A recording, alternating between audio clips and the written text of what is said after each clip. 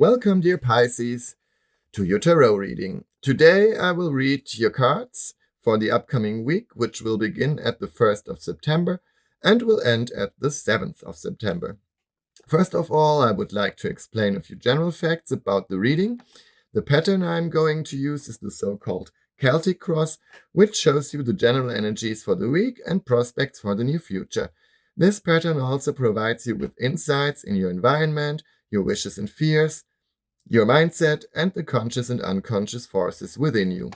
The so-called court cards, Knight, Queen, Prince, and Princess, often refer to special people in your life and describe their traits of character. It is not important what gender these cards show.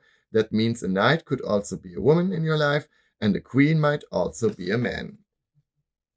Since time is fluid, some events might already have happened, whereas other events might occur a bit later. That hopefully gives you an overlook on your current life situation and some advice on how to deal with it. And now we shall begin. I'm gonna deal the cards for you, dear Pisces.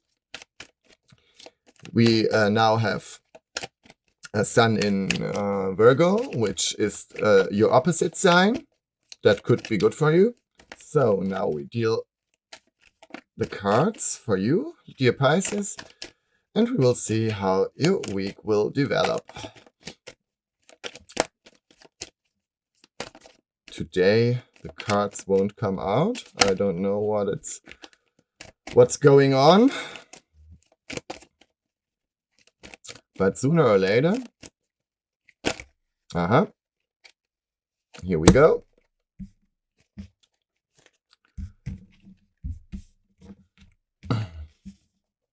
Now we can start and look at your cards. So,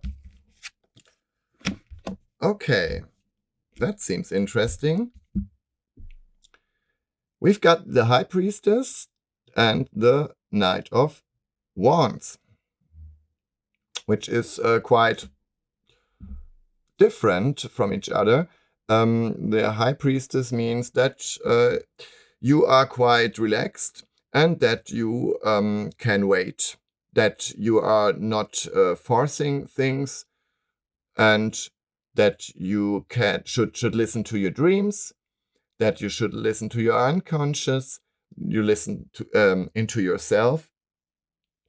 But there's also quite a energetic person around you. I think it's not you yourself, because that kind of energy better applies to you than this one. Because the Knight of Wands is a very energetic, very ambitious person, charismatic, active, whereas Pisces are more passive in generally, and more emotional, more sensitive, much more sensitive than this guy here. So there may be a man or woman around you who is quite maybe annoying from time to time, but also inspiring, fun to be with, someone who can motivate you. So maybe you should listen to that person, but we will see if he or she is a good influence for you or not. In your recent past, you were kind of busy. You just did your work. You made progress day by day, and you were looking on your own stuff, and you I think you were quite content with the situation, and you did your job, whatever you had to do, and you see a sense in that kind of job you're doing. So it's not just work for the money, but also some kind of fulfillment. And day by day, you're getting more stability. Things are growing around you. and that's very good. So I think you can afford to just observe things, look how they develop, and don't be too aggressive. And in your consciousness, okay, maybe you're afraid that won't last very long. The Seven of Swords. It could be that there are some kind of lies you're telling yourself, or people told you, that there are things that have to be discussed, that you didn't talk about with the person who is affected, and or you are afraid that you could fail, and that all your effort will be meaningless in the end. I don't know, maybe probably that won't be the truth, but at the moment, you're afraid things could break. And maybe it's kind of your own fault because you weren't honest to someone, or you haven't been honest to someone, and or the other way around, someone hasn't been honest with you, and that that's something that makes you worry, that worries you. But in your unconsciousness, you don't have to worry that things could go wrong. You don't trust that kind of peace you're having now. Maybe you're used to having problems. Maybe you're used to people around you who are annoying, or tell you lies, and aren't good for you. So get rid of them. But because you're doing a good job here, and you don't have to worry. If there is something wrong, then it's something in your environment or someone, and you should look who this person is and either talk to him or her, or ignore them. Okay, the Ten of Wands. You're skeptical. You're not quite convinced that your effort will be worth it, and you're worried, but you don't need to be. You can trust your environment, and you can trust yourself, but you might maybe get some kind of trouble at your workplace, or within your family, because this person here who could lie to you, or has lied to you, and could could create some problems for you. It could be some colleague, or your boss, your something like someone like that, or your mother, your father, your partner, someone who has kind of some kind of authority for you. It also could be a police person, or a judge. Maybe you have you're in some kind of litigation now, and it's not going well for you, or you're afraid you will lose that case. You have to argue with some authorities, and maybe those authorities are not honest with you. If it's your mother or father, or if it's a colleague at work, there might be someone who is not interested in your well-being.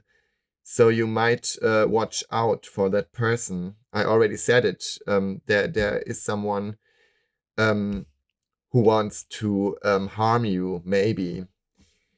But you yourself are on a good way. So it's important to spot out that person so that he or she can't do you any harm. Things are are going well at the moment for you. You're in the middle of life. You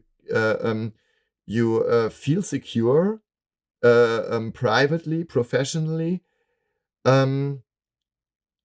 So it must be someone outside, someone, your mother, maybe.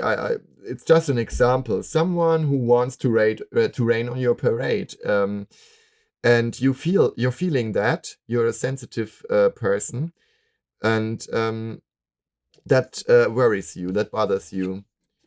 But you have plans for the future. You are ambitious. You want to. You have some goals, long-term goals. Maybe you want to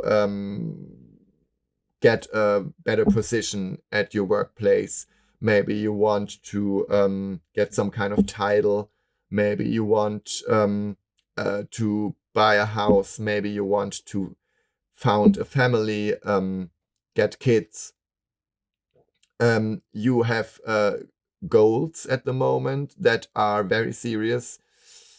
And maybe it's just that you are afraid that there are persons around you, people around you, who begrudge you and or want that you fail. Maybe it's your own mistrust. Maybe you don't trust the people, but there's no reason for it. Maybe you just used to getting disturbed by your by the people around you, and that is just a fear within you and not real. You are afraid that you could lose your focus. I think we've got the Fool here. On the one hand, you are relaxed. You're waiting for the right input, and you have a good connection to yourself now. On the other hand, you don't want to get carried away, I think. You don't like chaos or instability. Maybe you're just afraid of that. Or it's the other way around. You have some kind of trouble at work at the moment, or in your relationship or something like that. Some serious issues you have to discuss, you have to resolve.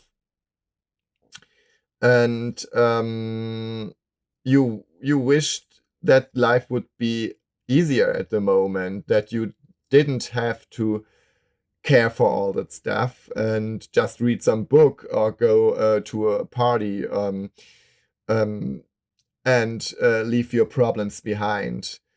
But you have to deal with those problems. If it's that colleague who annoys you, if it's your partner who has different